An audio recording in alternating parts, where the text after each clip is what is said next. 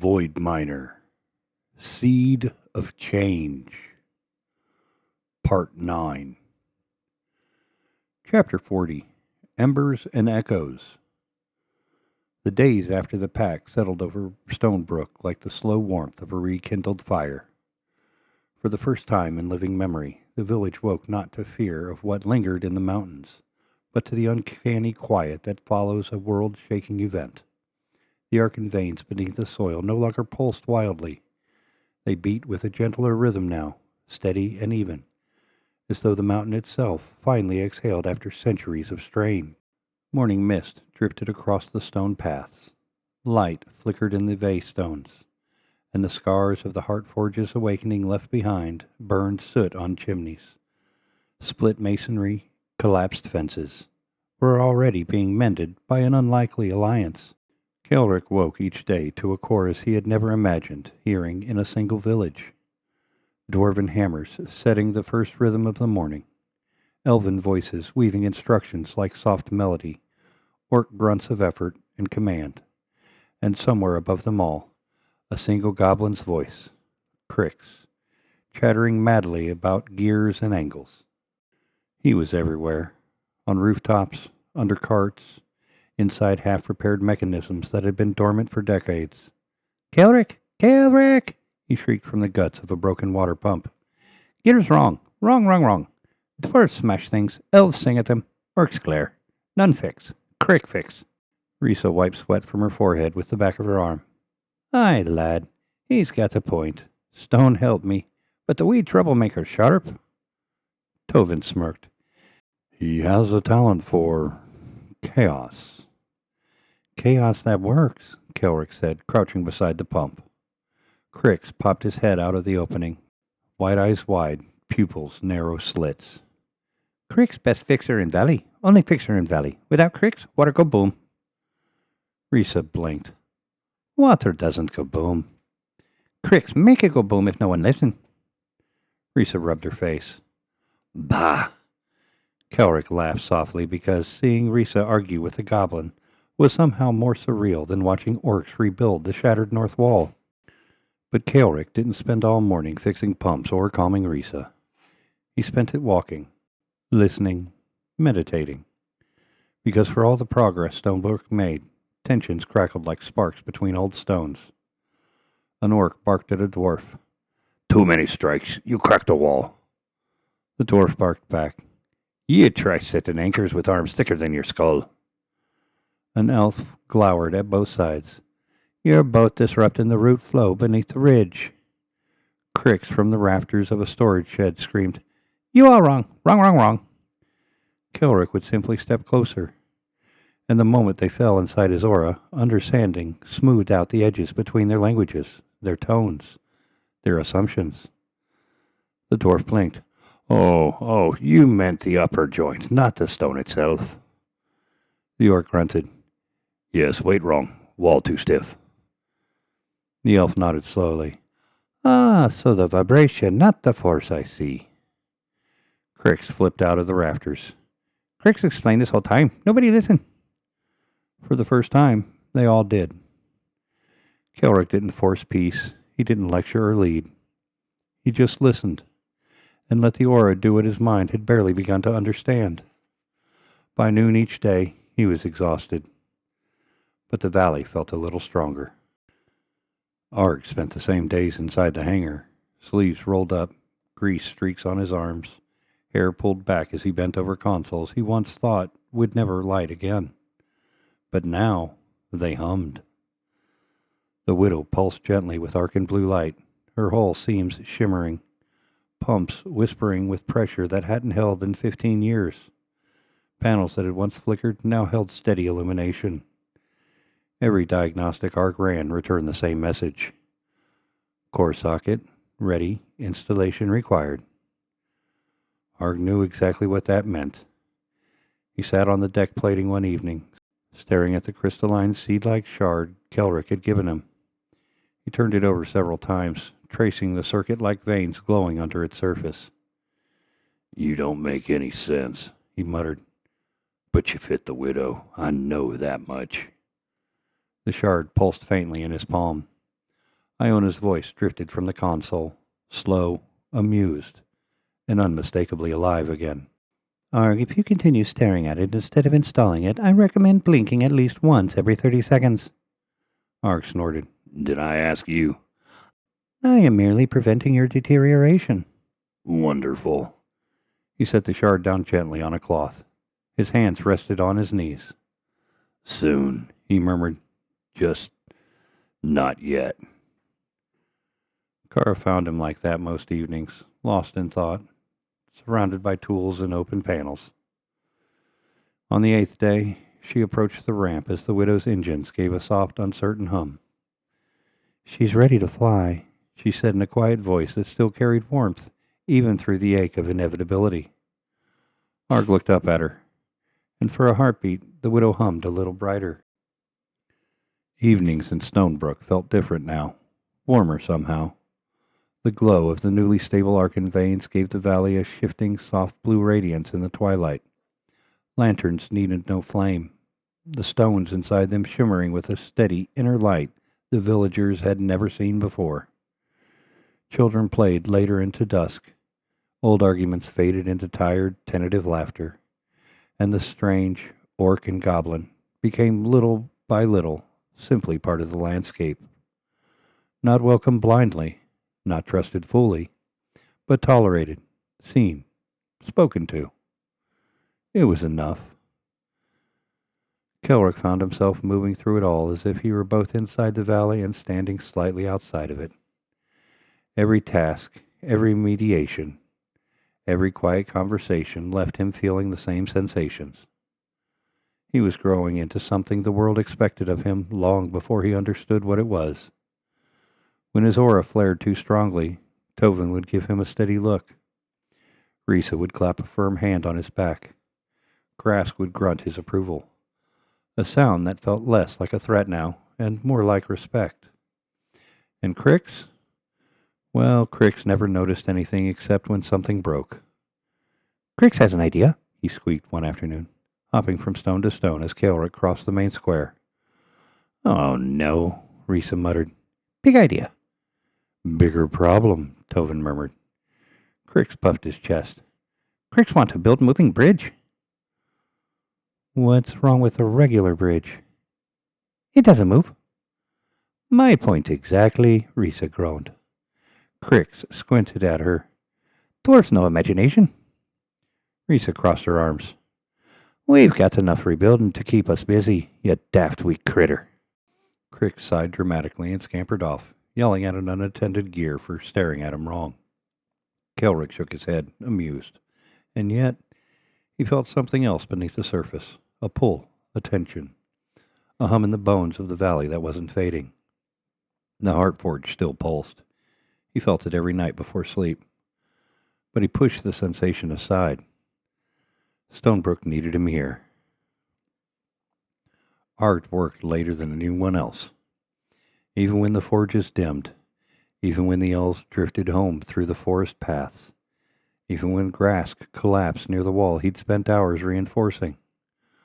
Arg stayed in the hangar, tightening bolts, rechecking seal plates, reinforcing stabilizer braces. His daughter, little Lyra, brought him supper one night, her tiny feet pattering across the ramp. Mama said you've forgotten again. She scolded, arms crossed, just like Kara. Arg smiled softly. Did she now? Yes, she said firmly, pushing the bowl toward him. And she said if you forgot tomorrow, she would make you eat with cold tools. He blinked. Cold tools? That's what she said. Arg chuckled. Remind me not to forget then.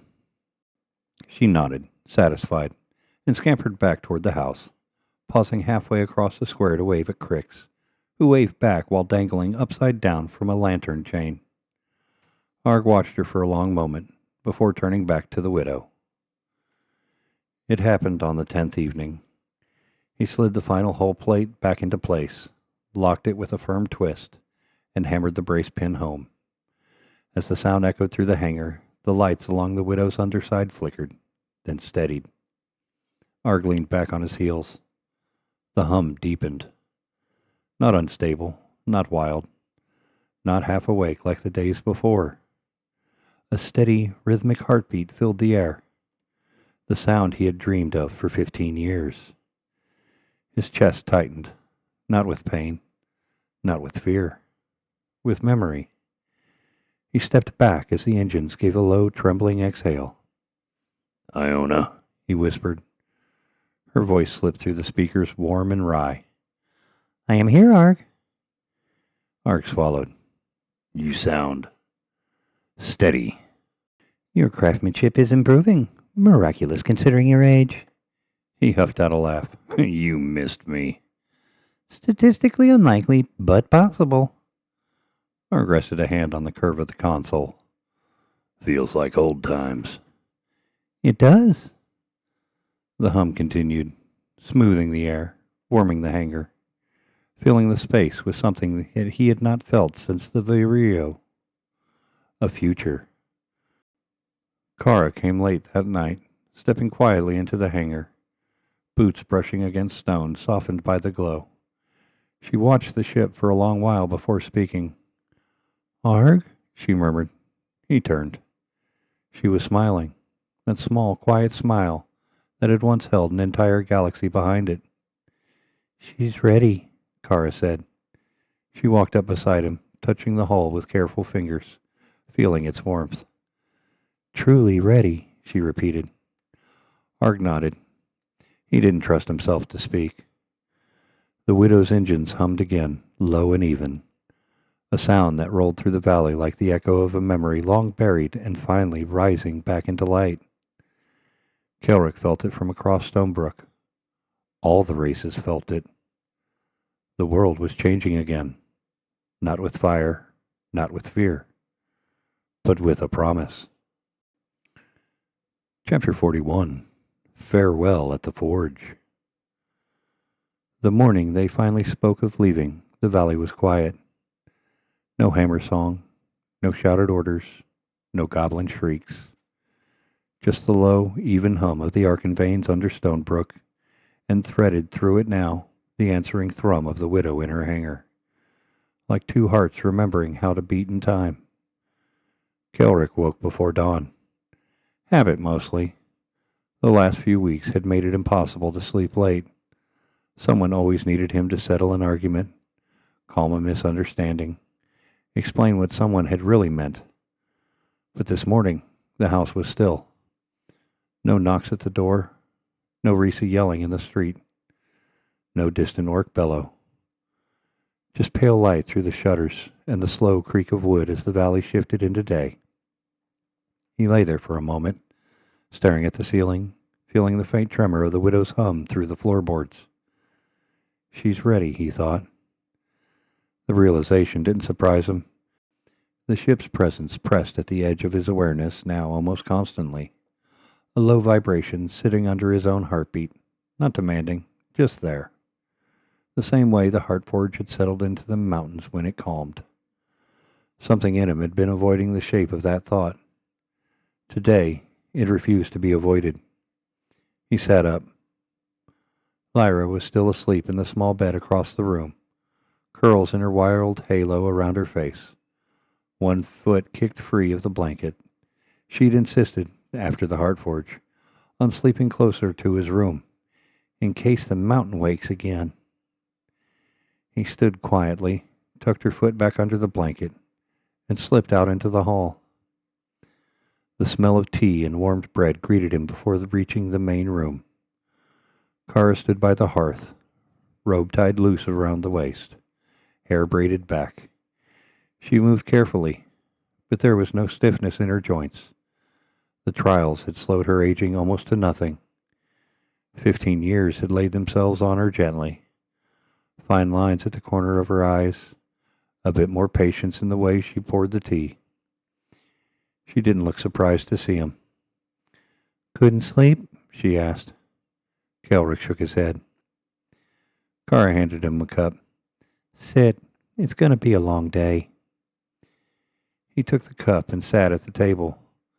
The wood had been repaired twice since they arrived in Elthera. Sanded down, restained. It didn't creak any more under weight, Everything about their life here felt that way. Patched, reinforced, worn in. Kara leaned against the counter, watching him. He knew that look, the one she used when she was treating a wound that didn't show on the skin. "What's wrong?" he asked. She smiled, soft and sad. "Nothing that wasn't coming." The widow's hum deepened slightly, as if answering her. Kaelric wrapped both hands around his cup. "He's going to do it soon, isn't he?" Kara didn't ask who he was. "He's been out there every night," she said, "checking systems that don't need checking, retightening bolts he already tightened twice, talking to Iona until his voice goes hoarse." She exhaled. "He's not dragging his feet because he's afraid. He's dragging his feet because once he installs that shard," she glanced toward the door, toward the hangar beyond, "he can't pretend it's not real anymore." "So why today?" Kaelric asked quietly. Kara's gaze shifted back to him. "Because you put that shard in his hand," she said, "and he can't keep ignoring that either." He looked down into his tea. The surface trembled faintly with the widow's distant resonance. "I didn't know what it was," he murmured. "I know," Kara said. "You knew who it was for. That's enough." Soft footsteps sounded behind them. Lyra shuffled into the room, hair wilder than ever, eyes squinting against the light. She was small, smaller than Kaelric had been at her age, and quick, full of questions she rarely kept to herself. She rubbed at one eye with a fist and yawned. "Morning," she mumbled. Kara smiled. "Morning, little star." Lyra made a face at that nickname, but didn't argue. She climbed into the chair beside Kaelric and leaned her head against his arm for a moment before reaching for bread. "Widow's louder today," she said around a bite. Kaelric blinked. "You can feel that?" She shrugged.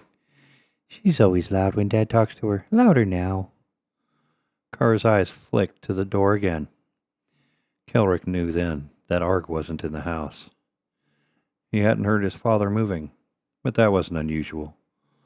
Arg could be very quiet when he wanted to be, decades of belt mining and combat having trained stealth into his bones. Still, he felt the absence.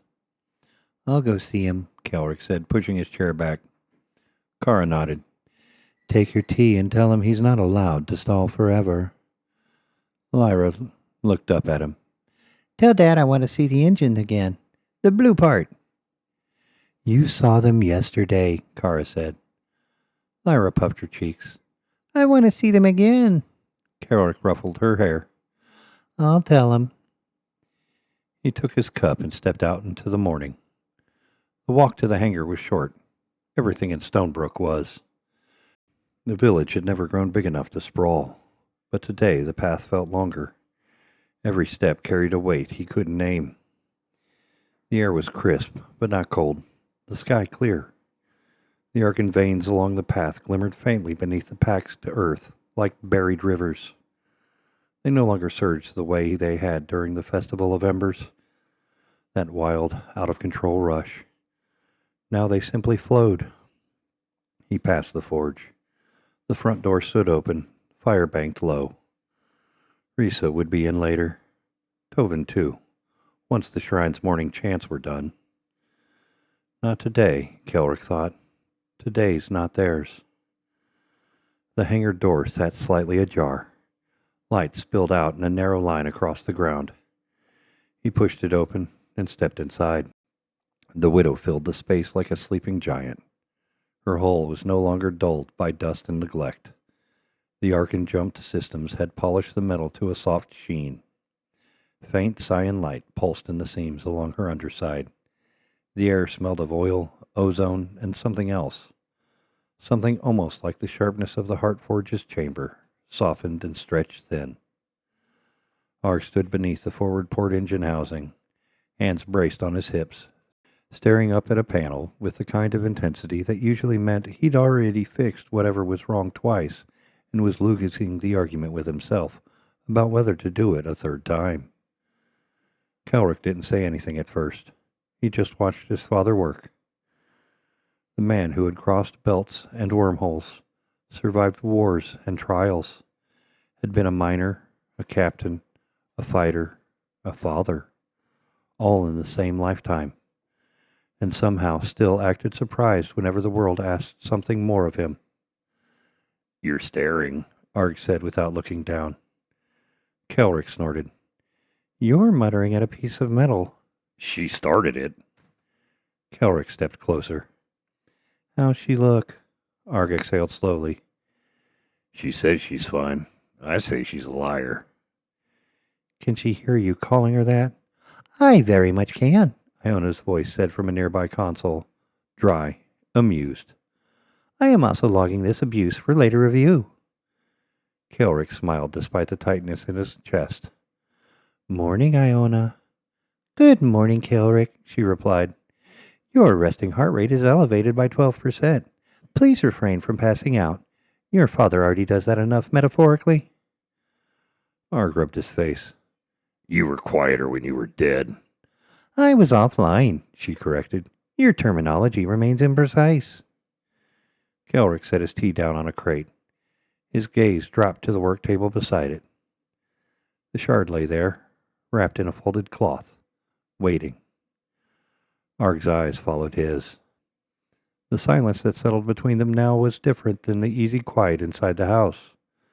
This one hummed, like a wire stretched too tight. "You haven't put it in?" Kaelric said. Arg's jaw worked. "Sharp as your mother, you are." "That a yes or a no?" Arg grunted. "It's a not yet." Kaelric stepped over to the table and carefully unfolded the cloth. The shard's inner glow whispered against his senses. The same dull resonance he'd felt in the Heartforge. Arcane and something older. Something seed-adjacent, but not seed. The circuit-like lines under its surface pulsed faintly, as if in time with the Widow's engines. "She's waiting on it," Kaelric said. Arg sighed. "I know." He picked up a small tool, put it down. Picked up a different one, put it down too. Kaelric watched him. "I don't know what it'll do," Arg admitted finally. "Not really. Iona's run every analysis she can without it installed, but she's guessing as much as I am." "Correction," Iona said. "I am extrapolating based on my incomplete data. My guesses are superior to his." "See?" Arg waved a hand. "Endless help, that one." Kaelric traced a finger along one edge of the shard without touching it. He could feel the hum through the air. "Do you want to know?" he asked quietly. Arg stared at the shard for a moment. "Yes," he said. "And no." Kaelric understood. Knowing meant choice. Choice meant responsibility. Responsibility meant you couldn't pretend the decision had been made for you. "You always said a miner's job was to know what he was breaking before he swung the hammer," Kaelric said. Arg snorted. "I did say that." "You're not breaking anything this time," Kaelric added. Arg glanced up at him. "Feels like I might be," he said. "A place. A life. You. Her." Kaelric looked away. There it was.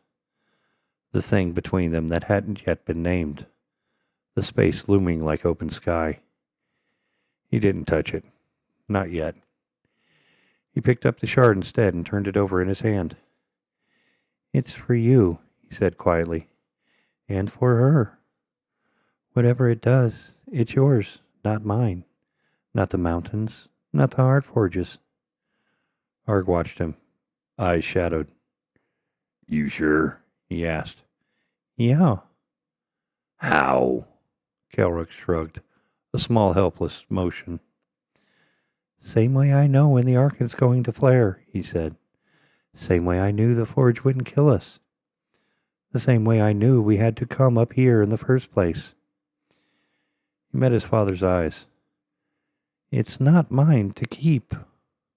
Silence stretched for a moment, thick but not hostile.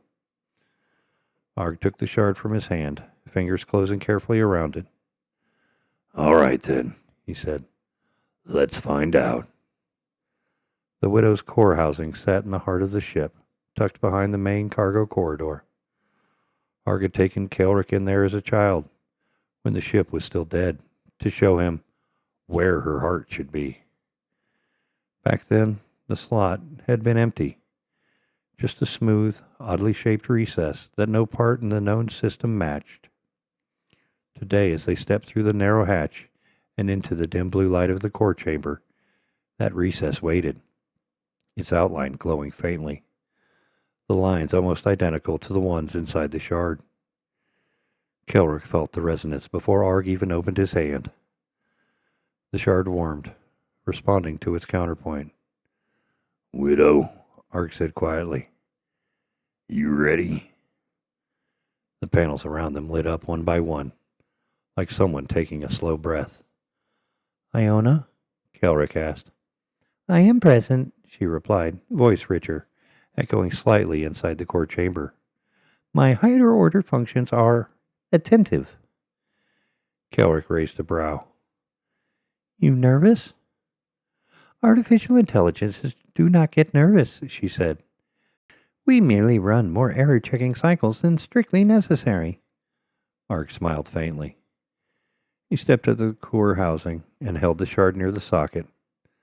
The glow along the recess brightened, matching the shard's pulse beat for beat. "It fits," Kaelric whispered. "Yeah," Arg said. "Yeah, it does." He paused. "You can still walk away," Kaelric said quietly. Arg didn't look back. "Can I?" he asked. They both knew the answer.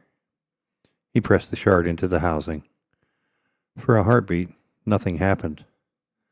Then everything did. The shard slid in with no resistance at all, like it had been there once and was simply returning to its place. The circuit lines along its surface flared, then sank inward, vanishing into the widow's internal structure. Light raced along the conduits, branching through the walls like veins. The hum under their feet deepened, smoothing into a pitch Kaelric felt not just in his bones, but in his markers. A harmonic resonance that stretched down, somehow, into the arcing veins beneath the hangar and up into the sky at the same time. The air warmed. The deck shifted underfoot, not from instability, but from alignment, like a limb being set back into the correct joint. Arg grabbed a handhold out of reflex. Kaelric braced against the wall. "Iona?" Arg called. For a moment, there was no answer. Then her voice filled not just the console speakers, but the entire chamber.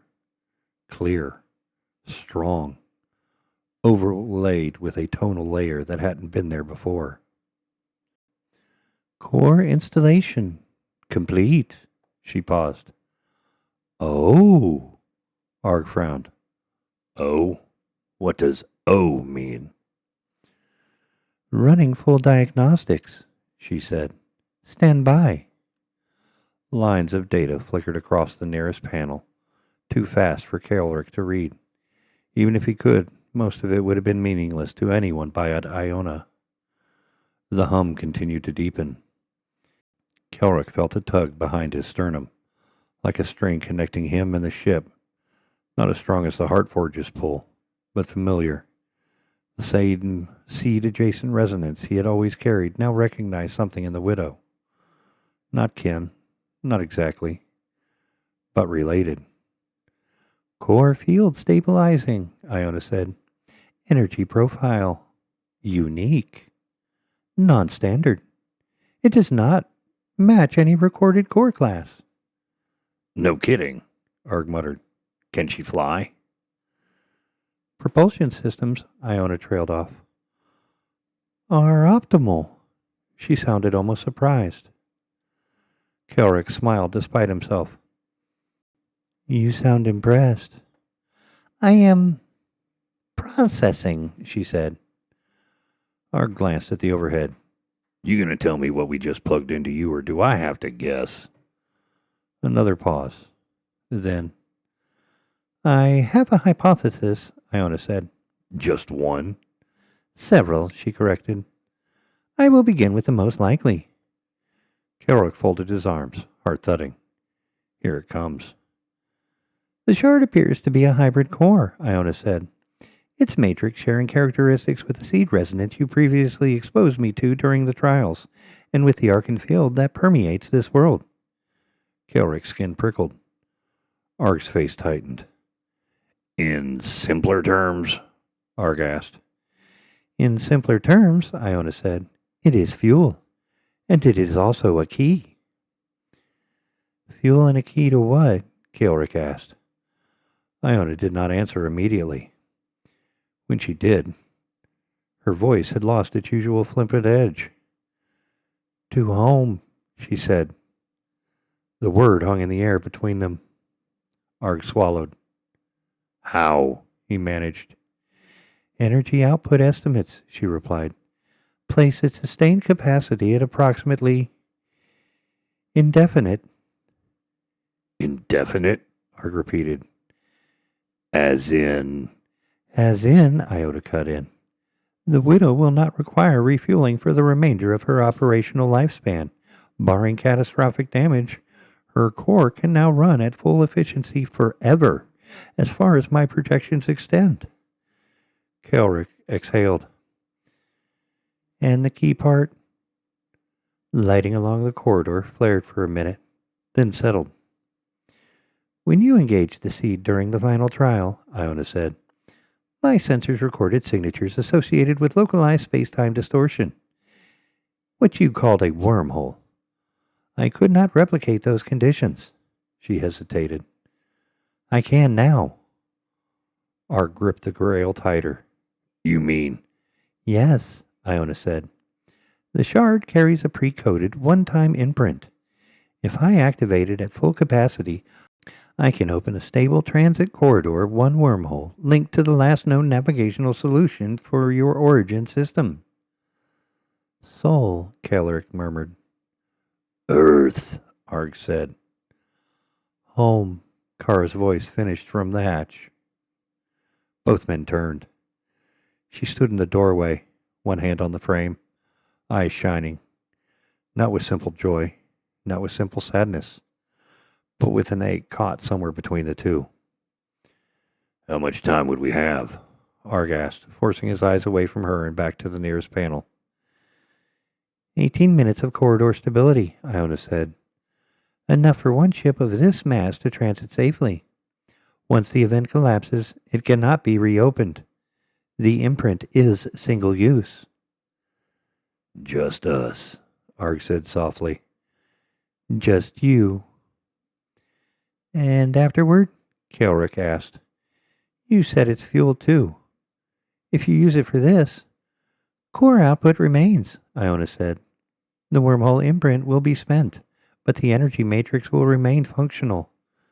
The widow will retain unlimited power. Arg let out a slow, shaky breath. Kara stepped further into the room.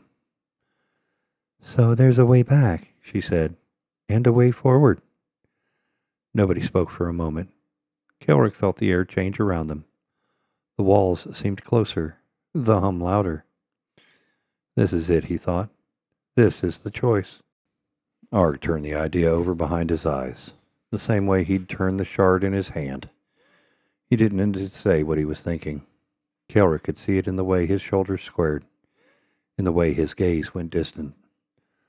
Iona, Arg said, if we don't use it, what happens? Nothing, she replied. You remain here. The shard continues to power the widow.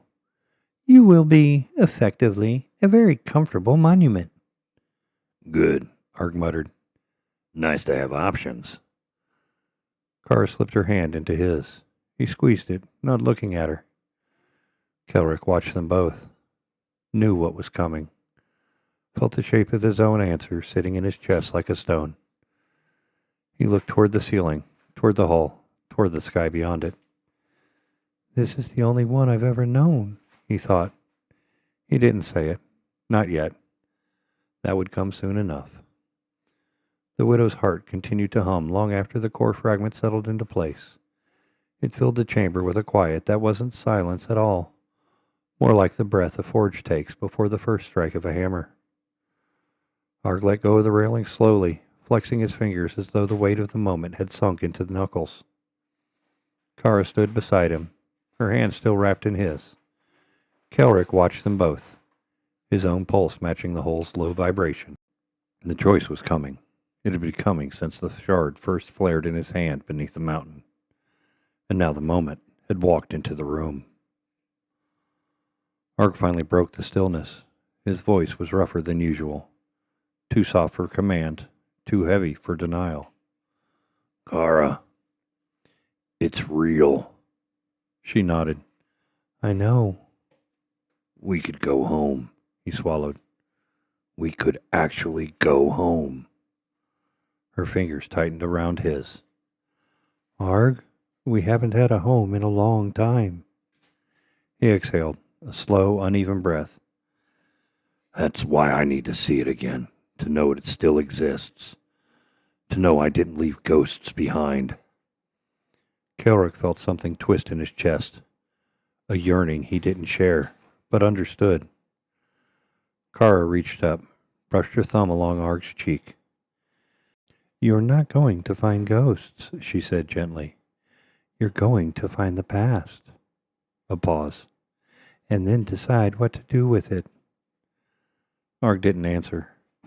He slid his hand free of hers and stepped towards the console. The screens still pulsed with data from Iona's diagnostic. Widow, he murmured, as though speaking to an old friend. You really can take us back. Affirmative, Iona replied. A faint warmth crept into her tone. And I am prepared. Kara looked between Arg and the console, and then toward Kaelric. He knows, she said softly. He's known for days. Kaelric didn't deny it. Arg turned. Son, he said, walk with me. They stepped out of the core chamber and into the widow's ramp. The morning sun had begun reaching the valley floor, casting pale beams into the hangar's stone walls. Dust motes glinted in the light. Arg crossed the floor until he reached the center of the open space, then stopped and rested both hands on his hips. For a moment, he didn't speak. Kaelric waited. He could see the shape of the words forming behind Arg's eyes. He could feel, too, the tension in the air where his aura brushed against his father's thoughts, never fully reading them, never invading, but aware of their weight. Arg finally said, Kael, a man can love two places at once. Kaelric nodded slowly. Arg stared at the floor. I love this valley. I love your mother. I love you. I love that you've grown into someone I couldn't imagined on my best day. His breath caught. But I can't pretend soul doesn't pull at me. I know, Kaelric said. Arg looked up sharply, eyes glistening with something caught between pride and grief. You do, don't you? He murmured. You really do. Kaelric swallowed. I'm not leaving, he said quietly. Arg didn't react at first. Not a flinch, not a blink. Just a long, slow exhale. I figured, he said. Kaelric stepped closer. This is the only sky I've ever known. Arg's eyes closed. He nodded once. Small, resigned, accepting. That's the part that hurts most, he whispered. Because I want to take you with me. But I won't rob this place of what you've become. Kaelric breathed out, shaky. I was never meant to follow you into the void. No, Arg said. You weren't. Then added, voice thick. But you were meant to fly all the same. Arg reached into the inner pocket of his jacket. Kaelric felt the moment before it happened, the way he often did with things that mattered. The air shifted. His father's thoughts tightened. The widow's hum grew distant. Arg pulled out a small metal badge, worn at the edges scuffed, the insignia faded but unmistakable. The badge from the Vireo, Arg's pilot badge, his first, last, and only piece of soul he'd carried every day since leaving it. Kaelric stared at it. Arg placed it in his palm. The metal was warm from the jacket, warm from Arg's body, warm from a lifetime of stories Kaelric had never heard. I don't understand, Kaelric whispered. This is yours. Arg shook his head. It was, he said, but not anymore. Kaelric closed his fingers around it. It felt heavier than it should have, like a promise forged into metal. You won't need this, Arg said softly, eyes never leaving his son's. You've already learned to fly. Kaelric's breath caught. The markers hummed under his skin, not flaring, not overwhelming, just aligning with the moment, resonant and clear. Lyra's voice drifted from the hangar doorway. Kael, are you crying? He blinked hard, turning. Lyra stood there, clutching a carved wooden toy, one of Reese's gifts. Her hair stuck up in all directions. Her eyes took in the scene with childlike sincerity. Kaelric knelt, wiping his cheeks quickly. No, he said, just thinking. You look sad. He smiled faintly. A little, but not in a bad way. She stepped closer and wrapped her arms around his neck. You'll visit, she said confidently. You always visit. Kaelric hugged her back. Yeah, he whispered. I will. When she pulled away, Kara was behind her, quiet, steady, watching both her children with the kind of love that softened every scar on her face. Come on, Kara said gently, guiding Lyra forward. Your father has work to finish. Arg cleared his throat and swiped at his eyes with the heel of his palm. Right, he muttered. Work.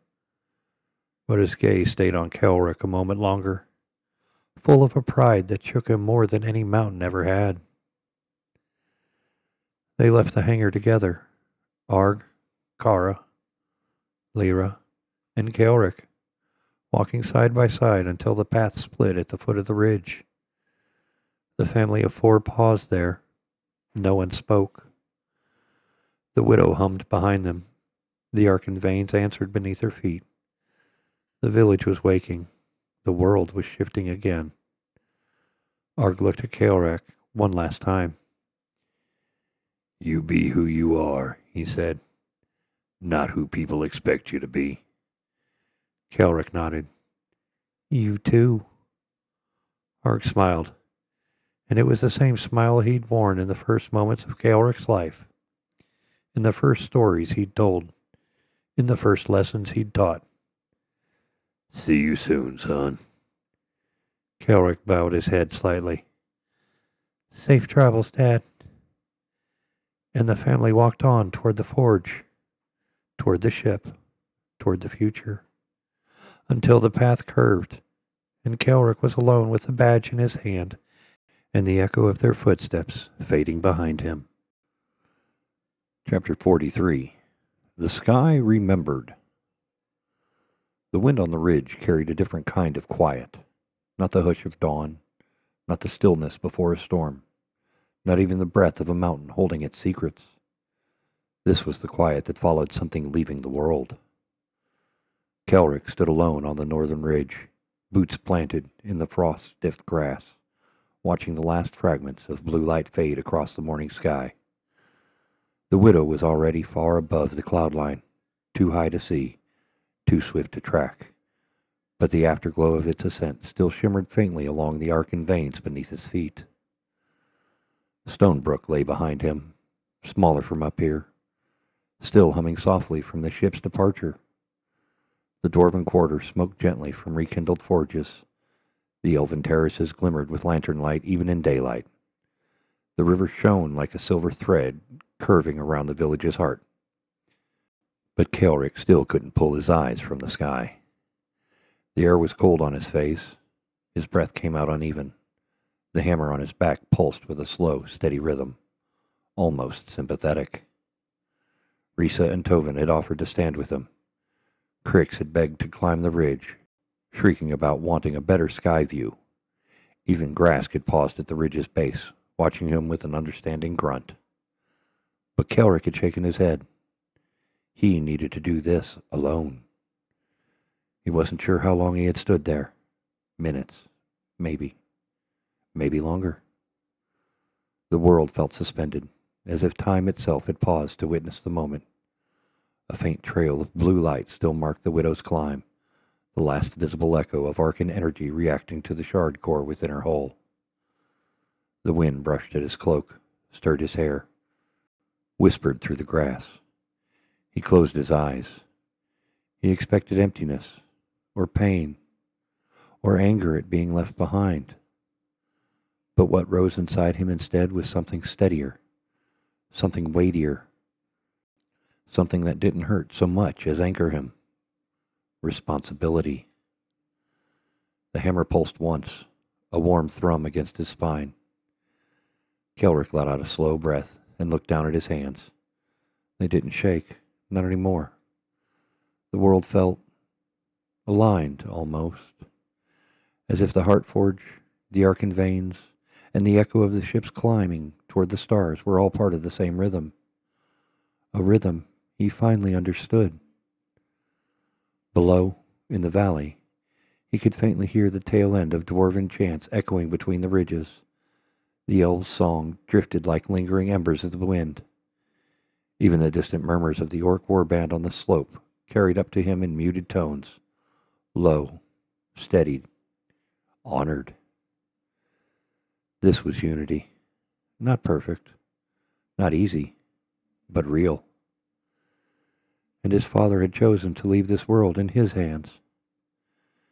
Kaelric lifted his gaze skyward again, where the faintest glimmer still hinted at a path the widow had taken. His heartbeat matched the hammer's pulse, matched the distant hum still resonating through his bones. The sky felt too big now, the world too quiet. He drew in a deep, steady breath. Da, the wind carried the word away. He didn't need anyone by his side to hear what came next. He didn't need the village. He didn't need the warband. He didn't even need the hammer. He needed only the truth settling into him like a forge cooling after the fire. His father had flown toward the stars. Now it was Kaelric's turn to stand under them. The sky changed. Not suddenly, not in a flash of light or the tearing open of clouds, but in the slow, steady way the world breathes when something vast crosses the boundary between earth and stars. Kaelric felt it long before he saw anything. A faint vibration pressed through the ground beneath his boots. Not the tremor of stone shifting or wind against the ridge, but a deeper resonance, like the memory of a heartbeat. The hammer on his back answered with a gentle thrum, as if acknowledging a distant call. He turned his gaze upward. High above Althera's thinning atmosphere, the widow flared, just a pinpoint of blue-white light, smaller than a lantern spark from the forge, yet brighter than anything else in the early sky. It pulsed once, twice, 3 times. Kaelric's breath caught. He knew that rhythm. Even from here, even across the thinning veil of the world, he could feel his father's hands on the controls, could feel the ship adjusting pitch, could feel the old familiar steadiness of Arg Arston claiming the sky again. The arcane veins along the ridge brightened, casting soft blue highlights across the stone. They pulsed in unison with the light above, matching the widow beat for beat. The world was answering her. Kaelric closed his eyes and let the echo wash through him, through his markers, through the space behind his ribs, where something new and ancient had settled, though the connection forged not by metal and circuits, but by every trial Arg and Kara had survived. The widow climbed higher, higher still, until her light streaked into the upper horizon and flared. A soft rupture of color blossomed across the sky, not explosive, not violent, a shimmering ripple like the surface of a pond disturbed by a single drop of water. Blue, white, silver, woven together for the briefest instant. The wormhole. Kaelric felt it in his bones, felt the shift, the pull, the harmonic resonance of a doorway opening where no doorway should exist. It vibrated along his spine, a deep harmonic chord only he could hear. The hammer pulsed a second time. The flare narrowed into a single brilliant streak and vanished, pulled through the wormhole in complete silence. Gone. The sky was empty. The wind moved gently across the ridge, carrying the faint scent of pine and stone and cold dawn. It tugged at Kaelric's cloak, brushed past his hair, and sighed over the valley the way a forge exhales when flames settle. Stonebrook's morning noises began to return. Distant footsteps, a hammer striking an anvil, the murmur of voices not yet sure what to do with the day now that it no longer held a farewell. But Kaelric didn't turn around. He kept his eyes on the sky, watching the place where the streak had disappeared, watching the quiet patch of blue settle into its ordinary morning shade. A world away now, a world he would likely never see, a father he might never stand beside again. His chest tightened, not painfully, but with a weight he recognized fully for the first time. Not fear, not loss, responsibility. The kind that didn't crush him, the kind that steadied him. The hammer thrummed against his back, one single, warm hum, unmistakably deliberate. Not calling, not pulling, just answering. Kaelric let out a breath he didn't realize he was holding and whispered into the wind, barely more than a breath. "I'll make you proud."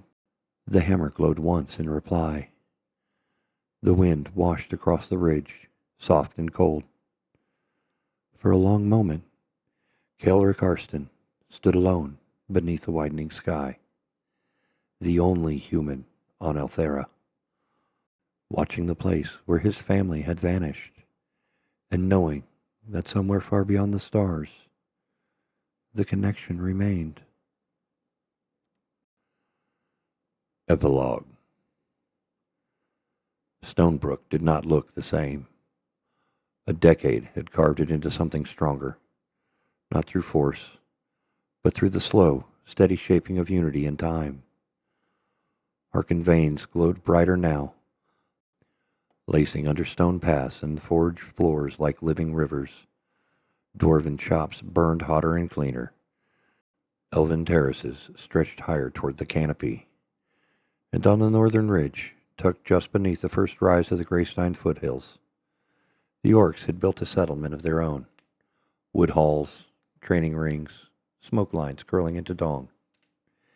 It hadn't been easy, but it had happened. Kaelric Arston walked through the heart of it with a steady, grounded stride. 25 now, shoulders broader, features sharper, eyes still carrying the faint reflective sheen of the second trial. And within those eyes, something deeper, a quiet confidence, a resonant calm his father had never found in himself. He passed the central shrine. 3 symbols had once adorned it. Now it bore a fourth. The Arcane Spiral. Tovin taught harmony to children of 3 races. Risa commanded the forges, her apprentices numbering more every year. Grask and Crix served as envoys, one with strength and solemnity, the other with noise and chaos. Stonebrook was alive.